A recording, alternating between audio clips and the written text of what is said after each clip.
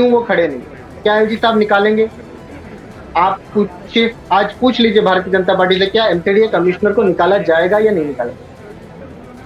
पूछिए प्लीज।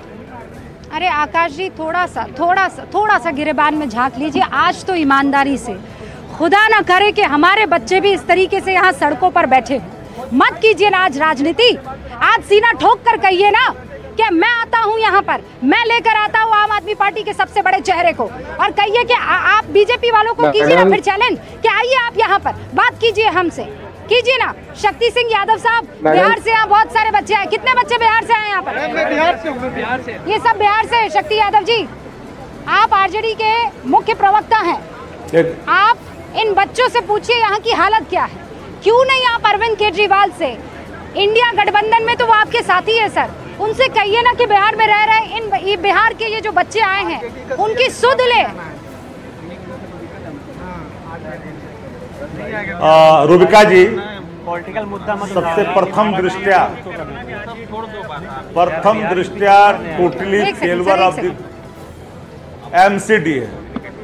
और मैं मानता हूं कि 3 बातें जो बच्चों ने खास करके उठाया है उसको तत्काल प्रभाव से एग्री करते हुए एक्शन करनी चाहिए, चाहे वो कोई हो, एमसीडी का मामला हो या फिर कोचिंग संचालकों ने नियम के विरुद्ध बेसमेंट में अगर संचालित किया है वह भी इस दायरे में आता है।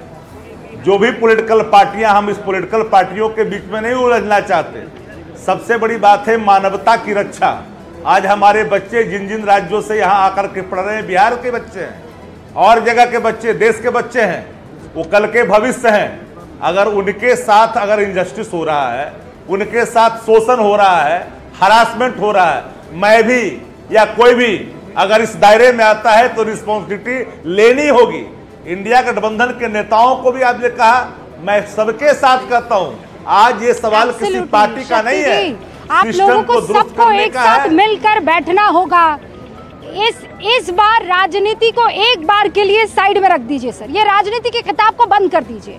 अगर इन बच्चों की किताब को खोलना है और देश के भविष्य को उज्जवल करना है तो चाहे आरजेडी हो, चाहे आम आदमी पार्टी हो, चाहे बीजेपी हो, चाहे कांग्रेस हो, सबको मिलकर सर इसका समाधान निकालना होगा। नहीं निकालेंगे तो ये बच्चे खत्म हो जाएंगे। बिल्कुल, इनके पास कोई और चारा नहीं है। बिल्कुल, ये आज बैठकर सिर्फ यही बात कर रहे हैं। मैं 3 घंटे में सर कांप गई हूँ इनके दर्द को सुनकर। आप समझ रहे हैं सर, ये मतलब ये जो चेहरे हैं ये सिर्फ मुस्कुराते चेहरे हैं। आप इनके अंदर झांक कर देखेंगे सर तो रूह कांप जाएगी आपकी। बिल्कुल, आपने जो दिखाया, जो मैंने सुना, निश्चित तौर पर रूह कांपने वाला है। और जो भी चाहे वो कितना भी इसके गठजोड़ हो, इन गठजोड़ों को समाप्त करने के लिए शक्ति जी चाहे वो भारत सरकार हो, न्यूज़ 18 इंडिया था जो यहाँ पहुंचा था और अनशन बच्चों ने किया था। ये 6 मांगे थी sir, compensation up to 5 crore. हमने ये डिमांड, कल एलजी सर यहाँ आए थे और हम लगातार 4 दिन से प्रोटेस्ट कर रहे हैं। हम पीसफुल प्रोटेस्ट कर रहे हैं। हम सिर्फ कॉन्स्टिट्यूशन लेके दिखावा करने वाले लोग नहीं हैं। हम कॉन्स्टिट्यूशन को समझते भी और कॉन्स्टिट्यूशन की इज्जत भी करते हैं। सही में हमने कॉन्स्टिट्यूशनल तरीके से, और हमें राइट टू एजुकेशन का राइट दिया है कॉन्स्टिट्यूशन में, राइट टू लाइफ का राइट दिया है। उस राइट के लिए हम यहाँ लड़ रहे हैं कि हमारे लाइफ के साथ जो खिलवाड़ हो रहा है, ये जो आज आप डिमांड देख रहे हैं, ये डिमांड हम जितने पदाधिकारी हैं उनको बार बार कह रहे। कल एलजी सर आए थे, उन्होंने कहा एक कमेटी देंगे हम, उसमें हम आपको डिमांड, तो हमने ये इमीडिएट डिमांड किया। आज हमें सुनने में आया कहीं से कि 10 लाख की कंपनसेशन की बात हुई। क्या एक छात्र की 10 लाख का ही जिंदगी होता है? हमने इमीडिएट डिमांड किया है। 10 लाख तो फीस में लग जाता है। 3 लाख से नीचे किसी का फी नहीं है यहाँ पे। 1 साल का उसका खर्च हो जाता है। 5 से 7 साल हुए यहाँ और कैसे देते मैडम हम लोग? सर ये शासन में बैठे हुए लोग कभी छात्र राजनीति का हिस्सा हुआ करते थे। आज जब सत्ता में पहुंचे हैं तो हम छात्रों के सत्ता की राजनीति खेल रहे हैं मैडम। ये हमारे देश की सबसे बड़ी प्रॉब्लम है। हमने इमीडिएट डिमांड दिया था कि एक जान की कीमत तो कोई लगाई नहीं जा सकती, लेकिन 5 करोड़ का। अब एक सेकंड आप ही लोगों की इजाजत से, आरपी सिंह साहब, आपका तो इलाका है, आइए ना यहाँ बच्चों के बीच में, कीजिए ना इनसे बात। इनकी तकलीफों को सुनते क्यों नहीं है आप लोग? डिमांड हम लोग भी सर्टिफिकेट दिखाने के लिए तैयार है।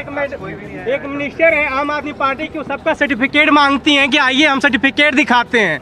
आइए अतिशी जी, हम लोग भी सर्टिफिकेट आपको दिखाते हैं कि हम लोग कितना पढ़े लिखे लोग हैं। आप कितने मंत्री आप पढ़े लिखे लोग हैं, आज हम लोग ही बता रहे कौन पढ़ा लिखा है कौन पढ़ा लिखा नहीं है। हम लोग यहाँ पे धरना प्रदर्शन कर रहे हैं, आप हमेशा मांगती ना सर्टिफिकेट। यहाँ सारे बच्चे अपने स्टूडेंट के सारे बच्चे अपना अपना सर्टिफिकेट दिखाएंगे बड़ा बड़ा। आइए आप दिल्ली यूनिवर्सिटी पढ़ी, हम लोग सब जानते हैं। लेकिन आरपी सिंह साहब पहले आप मिलेंगे आपको यहाँ पे। रूपिका, मेरे दो निवेदन हैं। मैं हाँ पूरे देश में होना चाहिए, नहीं पूरे देश में हमारा जी प्रॉब्लम मैं बोल जी हाँ, दो निवेदन है। बोलिए बोलिए सिंह साहब। एक जो है कि हमारी कोचिंग जी जी एक है कि जितने यहाँ पर बेसमेंट हैं उनके अंदर क्या कोचिंग सेंटर्स या वहाँ पर लाइब्रेरी चलेंगी या नहीं चलेंगी, इस पर एक लाइन का आदेश पास होना चाहिए कि नहीं चलेंगी। और दूसरा, ये जो डिस्टिल्टिंग के नाम पर दिल्ली में खेल हुआ है, ये मैं दिल्ली की मेयर का एक वीडियो और ऑडियो आपको दिखा रहा हूँ, सुना रहा हूँ। देखिए वो आज से 15 दिन पहले तक क्या कह रही थी, सुन लीजिए एक बार।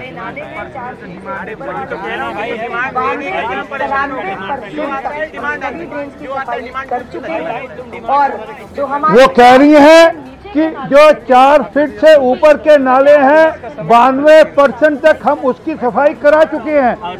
अगर 92% तक की सफाई वह करा चुकी थी तो ये जो नाला है इसकी सफाई कहाँ रह गई? ये क्या उस 8% में आ गया जो सफाई नहीं हुई दिल्ली के अंदर?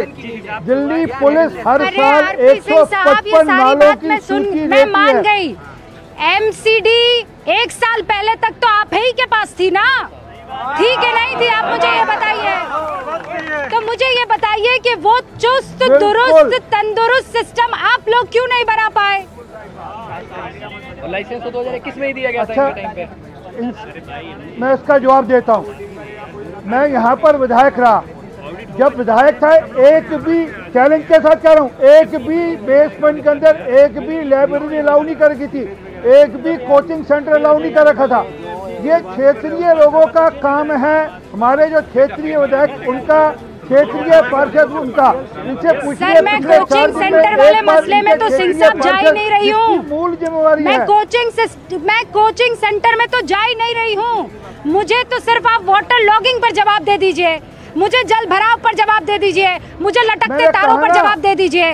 आप दोनों को जवाब देना होगा, आम आदमी पार्टी को भी देना होगा, बीजेपी को भी देना होगा सर।